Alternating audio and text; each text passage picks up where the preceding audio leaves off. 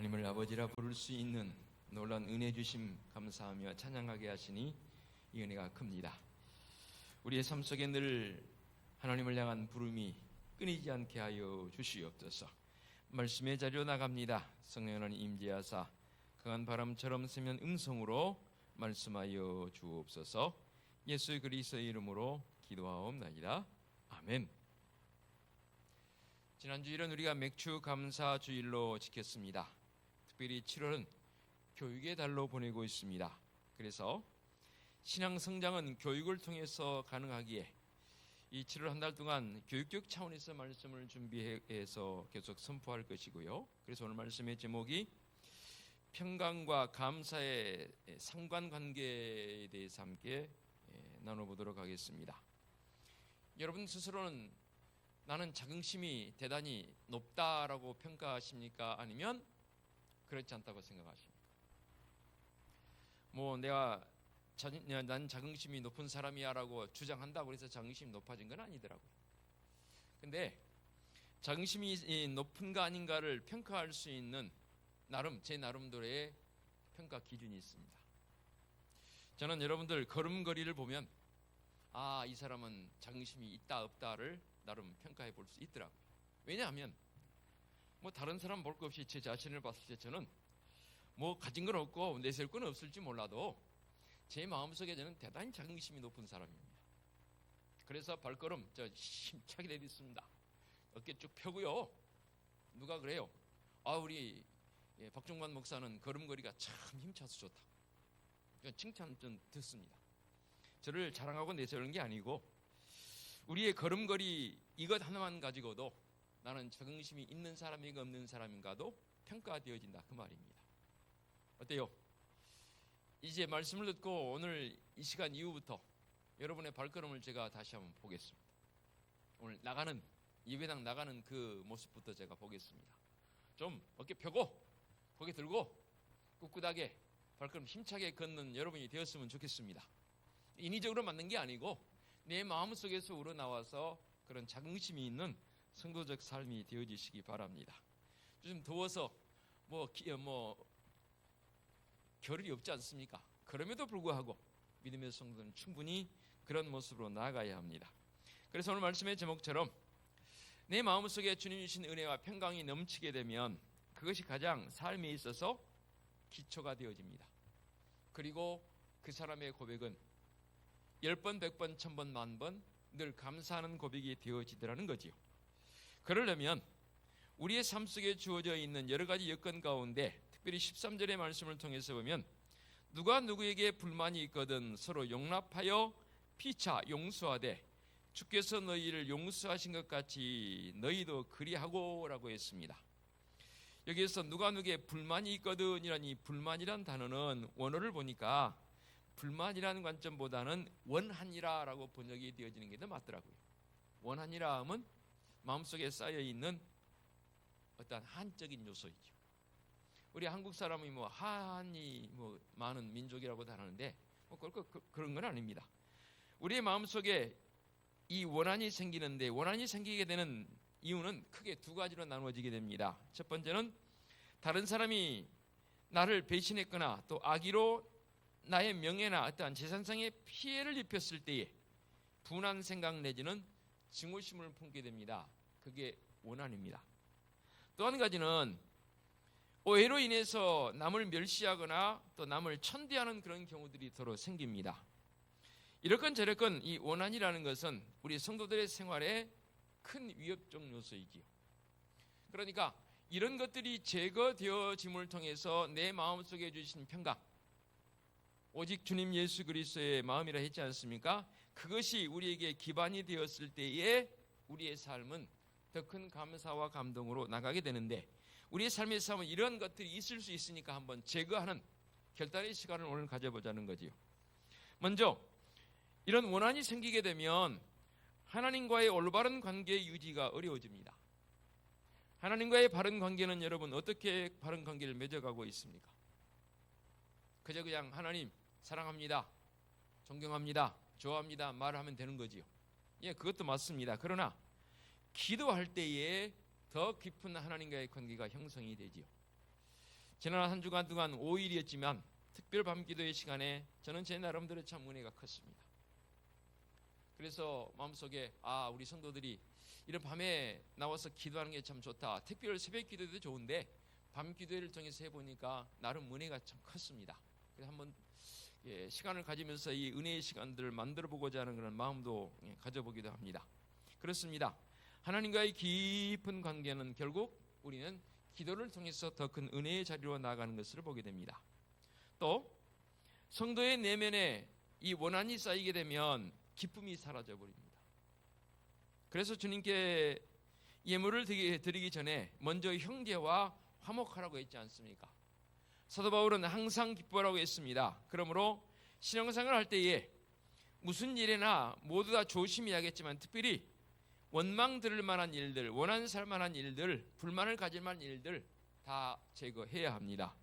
이게 해소되지 않으면 삶의 모습이 말 그대로 평강을 유지할 수가 없는 것 아니겠습니까? 역으로 바꿔보면 예수 그리스도의 마음을 가지게 되면 이런 원한의 마음도 다 사라지더라는 거죠.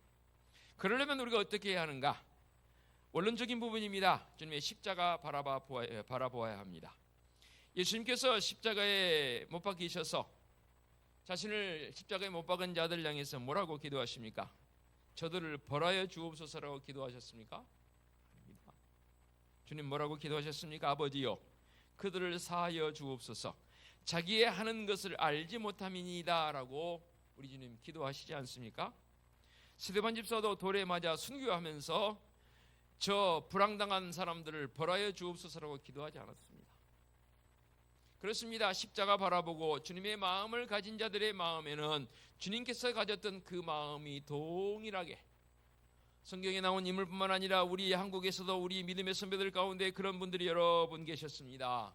얼마나 신앙적 깊이가 있는지 모릅니다. 우리는 바로 이러한 주님의 교훈을, 주님의 이 선언을 깊이 있게 묵상하고 생각해야 합니다. 베드로가 예수님께 와서 이런 질문을 던지죠. 형제가 내게 죄를 범하면 몇 번이나 용서해 주리까? 7번까지 하오리까? 라고 물었습니다. 그랬더니 주님께서 뭐라고 대답하십니까? 7번뿐만 아니라 7번을 70번까지도 할지니라 라고 했습니다. 개역 성경과 개역 개정판 성경 번역이 조금 다르긴 해요. 순서가 좀 바뀌어 있긴 한데 우리 개역 개정판의 성경 번역을 더 잘해놓은 것 같습니다. 다시 말씀드립니다. 7번까지 용서할까요? 이 7이라는 수는 어떤 성경적 관점에 봤을 때 완전수에 가깝거든요. 그런데 이 7이라는 수적 개념을 가지고 7번까지 용서하리까? 라고 했더니 7번뿐만 아니라 7번을 70번까지도 할지니라. 77에 49, 490번 하라 그 말입니까? 그건 아니지 않습니다. 예수님께서 마태복음 18장에서 이 교훈뿐만 아니라 비유로 말씀하실 때 용서에 대해서 이런 표현을 쓰지 않습니까? 1만 달란트 빚진 자가 임금에게 탕감을 받았는데 그는 자기에게 100데나리온 빚진 자를 용서하지 않습니다. 100데나리온과 1만 달란트는 비교가 안 될 금액입니다. 비교 자체가 안 되는 금액입니다. 그렇게 많은 1만 달란트를 탕감받았으면서 자기에게 100데나리온 빚진 자를 용서하지 않습니다. 비유로 하신 말씀이지만 어찌 이럴 수 있겠습니까? 결국 이 부자는 모든 것을 다 빼앗겨 버립니다. 그리고 감옥에 갇히게 됩니다. 주님의 용서의 원칙은 너희가 각각 마음으로부터 형제를 용서하지 아니하면 나의 하늘 아버지께서도 너희에게 이와 같이 하시리라는 이 마태복음 18장의 말씀이 참으로 귀합니다. 우리는 모두 하나님께 헤아릴 수 없는 그야말로 어떤 것으로도 평가할 수 없는, 아니 이 세상의 모든 것을 다 동원해서 정죄한다 할지라도 우리는 감당할 수밖에 없는 그런 이 죄적 요소를 주님께서는 십자가의 구속의 은총으로 용서해 주신 줄로 믿습니다. 그래서 우리가 우리에게 잘못한 사람을 용서해 준 것 같이 우리 죄를 용서해 주시기를 간절히 기도했던 주님의 이 기도의 가르침, 우리는 매일 거의 하고 있습니다. 그러므로 우리가 모두 이 악의로 말미암은 원한을 만일에 가지고 있다면 다 십자가에 묻어버리십시다. 십자가에 다 못 박아 버리십시다. 그리고 진정한 죄사의 사함의 용서함을 받는 성도적 삶으로 살아가는 성도이기를 원합니다. 그리고 하나님의 섭리와 초월적 통치 능력을 기억해야 합니다. 그래야만 우리의 이 마음속에 자긍심이 생기고 또 평안의 모습이 주어지는 것 아니겠습니까? 우리 하나님은 인간의 죄를 선으로 바꾸어서 하나님의 사역을 이루시는 능력을 가지신 참으로 좋으신 하나님입니다. 창세기 50장의 말씀을 통해서 보면 이런 말씀이 나오지요. 요셉이 이제 아버지 야곱을 장사 지내는 모습이 나오고 그 형제들과 함께요. 장사 지낸 후에 요셉의 형들이 이런 두려움을 갖게 됩니다. 어떤 두려움을 갖게 되냐면, 야, 이제 아버지도 돌아가셨으니까 아마도 요셉이 그간 참고 있던 그 보복, 자기를 어렸을 때에 팔아버렸던 그런 이 원한, 그리고 모진 고난을 겪었던 인생 여정에 주어졌던 그 힘든 부분들을 아마도 요셉이 이 아버지, 그나마 아버지가 계셨으니까 참았는데 아버지 돌아가셨으니 보복할 것이다. 그리고 형들이 두려움을 가지고 있습니다. 그때의 요셉이 그 형들을 향해서 이런 표현을 씁니다. 창세기 50장 19절 20절에 두려워하지 마소서, 내가 하나님을 대신하리이까. 당신들은 나를 해하려 하였으나 하나님은 그것을 손으로 바꾸사 오늘과 같이 많은 백성의 생명을 구원하게 하시려 하셨나이다 라고 고백합니다. 즉 하나님께서는 악함을 손으로 바꿔 역사하시지요. 로마서 8장 28절 우리가 잘 알고 있는 말씀입니다. 하나님을 사랑하는 자 곧 그 뜻대로 부르심을 입은 자들에게 모든 것이 합력하여 선을 이루리라 하셨지 않습니까? 이 말씀처럼 우리는 우리의 원한의 문제에 염려할 필요가 없습니다. 우리는 용서와 자비의 마음, 내가 용서하려면 안 되지만 내 마음에 주님의 마음을 갖게 되면 이 원한의 문제, 불만의 문제 다 해결되어지리라고 저는 확실히 믿습니다. 그렇게 용서할 때 하나님의 자녀로 장성할 수 있는 성장해 가는 모습이 있더라 그 말입니다. 성도는 원수를 사랑하고 악을 손으로 갚는 법을 배워왔고 그 배워온 것을 실천해야 합니다. 예수님께서 산상수훈의 말씀을 통해서 이렇게 표현하죠. 마태복음 5장 46절로 48절에 너희가 너희를 사랑하는 자를 사랑하면 무슨 상이 있으리요? 세리도 이같이 아니하느냐? 또 너희가 너희 형제에게만 무난하면 남보다 더하는 것이 무엇이냐? 이방인들도 이같이 아니하느냐? 그러므로 하늘에 계신 너희 아버지의 온전하심과 같이 너희도 온전하라고 말씀하십니다. 이 말씀은 하나님의 자비와 긍휼을 이웃에게 자비와 긍휼로 베풀라는 말씀 아니겠습니까? 어느 나라의 속담에 이런 속담이 있다고 해요. 선을 악으로 갚는 것이 악마적이요, 선을 선으로 갚는 것이 인간적이며 악을 선으로 갚는 것은 신앙적이다라는 표현을 했더라고요. 다시 한 말씀 드려볼게요. 선을 악으로 갚는 것은 이건 악마적 요소입니다. 더러 이런 일들이 우리 주위에 있어서 가슴이 아프지요. 선을 선으로 갚는 것 좋은 일이지만 이건 그저 인간적입니다. 이건 뭐 사람과의 관계라면 누구든지 할 수 있는 일 아니겠습니까? 그런데 악을 선으로 갚는 것은 오직 예수 그리스도의 마음을 가질 때만. 그래서 신앙적이라는 거죠. 이 속담은 주님의 주신 이 은혜의 말씀을 잘 풀어놓은 것이라고 저는 이해가 되어집니다. 바울은 그래서 이런 표현을 쓰지요. 모욕을 당한 적 오히려 축복하고, 박해를 받은 적 참고, 비방을 받은 적 권면하라라고 했습니다. 이것이 하나님의 자녀들에게 주어진 저는 특권이고 은총이라고 보여집니다. 늘 여러분들에게 표현했듯이 우리 이런 말이 있죠. 은혜는 물에 새기고 원수는 돌에 새긴다는 말, 이것을 우리는 신앙인들은 바꿔야 한다 했지 않습니까? 타락한 인간성을 빗대우는 표현이라고 보여집니다. 하나님은 우리의 마음을 다 아십니다. 그러므로 만일 우리가 마음의 원한이나 불만 내지는 그런 것들이 있다면 모든 것을 하나님께 다 내놓고 용서를 구해야 합니다. 나아가 주님의 십자가의 은총이 내 것임을 고백하는 성숙한 성도적 삶의 모습이 되어야 합니다. 그렇습니다. 오늘 본문 13절 14절의 말씀을 통해서는 그런 것들을 고민했지 않습니까? 그래서 14절에 이 모든 것 위에 사랑을 더하라, 이는 온전하게 매는 띠니라. 특히 남성들에게는 옷을 입고 벨트를 매지 않습니까? 물론 벨트가 없는 그런 옷도 있기도 합니다. 그러나 벨트가 있다는 것은 여러 가지 관점에서 유용하지요. 저도 과거에 운동을 좀 하면서 피트니스, 그러니까 헬스장에 가서 운동을 하면서 이런 일이 있었어요. 무거운 것을 이제 어깨에 메고 이렇게 앉았다 일어나다 하지 않습니까? 그걸 하려 했더니 저를 코치해준 그 코치 부분이, 제가 목사인지라, 목사님 그러면 허리 다 나갑니다. 몰랐지요? 와서 걱정스러워요. 허리 다 나갑니다. 그럼 어떻게 해요? 그걸 안 하든지 아니면 하시려면 벨트를 해야 합니다. 이게 무슨 벨트인데요? 모르니까 그랬더니 이렇게 넓은, 굉장히 넓은 벨트를 허리에, 그것도 아주 꽉 조여서 숨이 안 쉬어질 정도로 꽉 조이를 하더라고요. 그리고 이제 이게 바벨입니까? 아니 덤벨입니까? 바벨. 예. 이걸 어깨에 메고 이게 일어나는 거예요. 신기해요. 허리가 전혀 불편하지 않아요.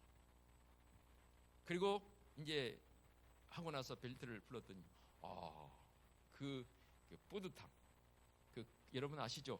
근육 운동하고 나면 빡빡해지면 그 기분, 좋은 기분. 몰랐을 때는 정말로 무지해서 몰랐는데 알고 보니까 이 벨트 한다는 게 이런 효과가 있더라고요. 그렇습니다. 오늘 말씀의 14절에서 이 모든 것 위에 사랑을 더하라. 이게 온전하게 매는 띠라는 거예요. 모든 것 위에 사랑의 띠를 매게 되면 정말로 안전해져요. 말로 표현할 수 없는 안전함이 우리에 주어지게 되는데, 그리고 나서 이 골로새 말씀 바울은 이런 표현을 씁니다. 15절 봅니다. 온전하게 매는 띠, 사랑의 띠를 매는데 그리스도의 평강이 너희 마음을 주장하게 하라. 마음에 불만이 생기고 때로는 공포감도 생기고 고통이나 근심이 있는 동안에는 감사가 나올 수 없습니다. 그러나 마음에 우리 주님께서 주시는 평강의 은혜가 내 안에 가득하게 될 때, 그때 비로소 진정한 감사의 모습이 나오게 되는 것 아니겠습니까? 평강은 세상이 줄 수 없는 것이라고 주님 친히 말씀하셨습니다. 주님께서 이것을 주시기 위해 이 세상에 오셨다고 저는 감히 선언하고 있습니다. 그렇습니다. 주님은 매번 너희에게 평강이 있을지어다라고 선언하십니다. 부활하신 이후에도 제자들에게 처음 나타나셔서 제자들에게 이렇게 물으시오. 너희에게 평강이 있느냐? 평강이 있느냐 말은 그동안 제자들의 마음속에 불안함이 있었다는 거죠. 그래서 부들부들 떨고 있지 않습니까? 심지어 자기들을 잡아갈까 봐 방문을 다 걸어잠고 몰래 숨어있는 그들에게 부활하신 주님께서 너에게 평안하느냐라고 물으십니다. 오늘을 사는 나에게도 주님 말 물으십니다. 박종반, 너 평안하느냐? 제 이름을 예를 들었지만 여러분의 이름을 부르면서 한번 스스로가 물어보아 보시기 바랍니다. 아무개야, 평안하느냐? 주님께서 주시는 이 평안은 감사하는 자가 되기 위한 필수 조건입니다. 이 평안이 바울의 마음을 주장해서 그는 온갖 고난과 박해와 투옥 중에도 감사할 수 있었고, 초대교회 성도도 마찬가지입니다. 감사할 수 있었지요. 우리 성도들이 모인 주님의 몸된 교회는 이 평강을 위해 부르심을 받은 것 아니겠습니까? 우리 인간에게 평강 이상의, 그 이상의 요구할 것은 없다라고 자신 있게 저는 말할 수 있습니다. 평강만 있으면 바랄 것이 없어지게 되지요. 평강은 모든 시대의 인류를 총망라해서 바라는 소망이고 이상 아닙니까? 그러므로 우리는 예수 그리스도의 마음으로 주님의 마음을 가질 때에 우리 주님께서 하늘의 놀라운 평강을 우리에게 주실 줄로 믿습니다. 그 평강이 바로 감사의 기초가 되어진다, 그 말이지요. 무조건적 감사가 감사의 신앙을 낳는다는 모습 표현이 있습니다. 오늘 제가 이 자료집을 뒤지다가 참 귀한 표현을 제가 그대로 인용해 봅니다. 영문적 표현으로 이렇게 표현을 했어요. What to do, 무엇을 하느냐라는 이 말과 What to be, 무엇이 되느냐 하는 이 말을 두 개를 비교를 했어요. 그게 무슨 말이냐면 되기만 하면 할 수 있는데 되지 못하기 때문에 할 수 없다는 거예요. 말이 어렵습니까? 다시 말씀드릴게요. 되는 것이 먼저이고 하는 것은 그 다음입니다. 그러니까 다시 표현합니다. 무엇을 하느냐는 무엇이 되느냐를 전제하고 있습니다. 쉽게 표현해 볼까요? 거지가 되면요, 거지 노릇하는 거예요. 임금이 되면요, 임금 노릇하는 거예요. 불평자가 되면 어딜 가도 그 사람은 불평만 해요. 감사자가 되면 어떤 환경에도 그 사람은 감사한 사람이 되는 거예요. 그러므로 감사하는 자가 되라는 이 명령을 우리는 수행해야 합니다. 그래서 감사의 인생관을 가지고 나는 성도적 삶이 되어야 합니다. 우리는 감사의 출입구로 들어와서 감사의 출구로 나가야.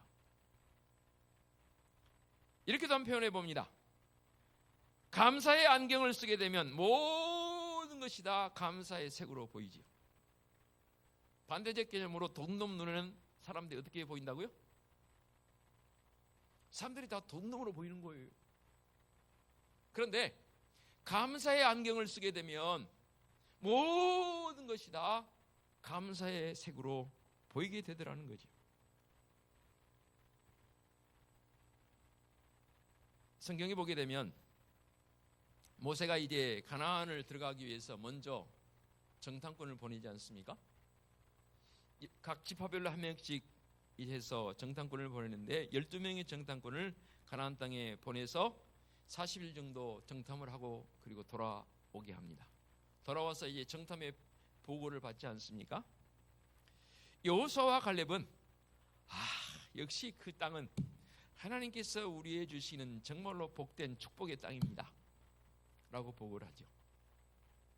근데 나머지 10명은 뭐라고 보고를 해요? 그 땅은 이미 원주민들이 차지하고 있는데 그들은 우리보다 키가 크기를 배 이상 크고 그들이 가지고 있는 여러 가지 여건들, 무기 내지는 여러 가지 환경들은 우리는 도저히 감당할 수 없습니다. 우리는 그들에 비하면 메뚜기입니다. 근데 여호수아 갈렙은 반대로 말해요. 그들은 우리의 밥입니다. 저는 메뚜기로 번역해도 틀리지 않다고 봐요. 여호수아 갈렙이 보고한 그들은 설령 그들이 그렇게 외형적 요건은 크다 할지라도 그들은 우리의 밥입니다. 그들은 메뚜기에 불과하더군요 라고 보고를 합니다. 주님께 감사할 것이 무엇인가 생각하는 것이 우리의 삶의 첫 번째여야 합니다. 생각은 결국 우리의 행동으로 옮겨지게 되는 것을 낳지 않습니까? 생각하게 되면 그 다음에 그 사람은 그 언어적 표현이 감사적 표현으로 바뀌게 되고요, 감사적 표현으로 말하는 사람은 결국 행동도 감사적 행동으로 바뀌는 것을 보게 됩니다. 그러니까 생각과 말과 행동과 삶의 표현이 감사로 변할 때 비로소 진짜 그 사람이 감사의 안경을 쓴 사람이라, 감사의 표현을 한 사람이라 말할 수 있는 거지요. 그렇습니다. 감사하는 사람의 삶의 모습을 보니까 정말로 변화되어지더라고요. 감사의 삶은 밝고 명랑합니다. 서두에 말씀드린 것처럼 그 사람의 모습을 보니까 자긍심이 대단합니다. 높습니다. 교만하다는 말은 결코 아닙니다. 교만과 자긍심은 다릅니다. 그런데 감사가 결여된 삶을 보니까 어둡고 침침하고 칙칙합니다. 그러나 감사하는 사람은 마음으로부터 적극적이고 활동적인 모든 면에 있어서 문제를 문제로 받아들이지 않더라고요. 실망이나 좌절, 포기를 모릅니다. 포기는 어디만 있다고요? 배추만 있다며요. 말 표현 잘 하시더라고요. 그래요. 포기는 배추만 있게 하세요. 왜 포기를 우리의 삶 속에 들여옵니까? 결코 있을 수 없는 일 아닙니까? 있어서는 안 된 일 아니겠습니까? 무엇보다 더 크고 소중한 것은 은혜를 은혜로 받아들이고 감사는 감사로 받아들이며 그 마음속에 주님의 마음을 가질 때 하나님께서 그를 더 기뻐하시더라는 겁니다. 우리의 믿음의 선배들 가운데 다니엘이 그랬고요. 심지어는 사도 바울은 감옥에 갇혀 있으면서도 빌립보 감옥에 갇혀서 뭐 했습니까? 원망하며 어찌 우리를 가뒀습니까? 하나님께서 주님을 향해서 그렇게 원망의 마음을 가졌습니까? 아닙니다. 바울과 실라는 더 그 감옥 속에서 감사함으로 찬송하며 기도했더니 어떻게 됐다고요? 옥문이 열리지 않습니까?